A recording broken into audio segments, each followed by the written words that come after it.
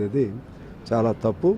ఆయన నిజంగా ఆయన వ్యక్తిగా మంచివాడే, కానీ ఎందుకు నిన్న జూన్ 2వ తారీఖున ఇక్కడికి వచ్చాడు అనేది ఆలోచన చేస్తే దాని వెనక ఏదో మర్మం ఉంది. అంటే దీని వెనక ఏదైనా రాజకీయ లాభం మనం చూసుకుంటే జూన్ 2వ తారీఖు తెలంగాణ ఆవిర్భావ దినోత్సవం రోజే రావడంలో రాజకీయంగా అంటే రాబోయే ఎలక్షన్స్కి సంబంధించి రాజకీయంగా ఏమైనా లాభం చూసుకుంటానని చెప్పుకోవచ్చా? రాజకీయంగా ఉండొచ్చు, లేకపోతే ఆవేశపడు నన్ను అంటారా, నేను సంగతి తేల్చుకుందామని సినిమాల్లో లాగా వచ్చి తొడగొట్టి ఛాలెంజ్ చేయడానికి వచ్చాడేమో. అందుకే అంటే అపరిపక్వత అని చెప్పే కదా, అపరిపక్వత, తర్వాత అపరిచితుల్లాగా కోపం వస్తే పటపట మాట్లాడటం, ఎక్కేసాడు, విమానం ఎక్కేసాడు, వచ్చేసేసాడు.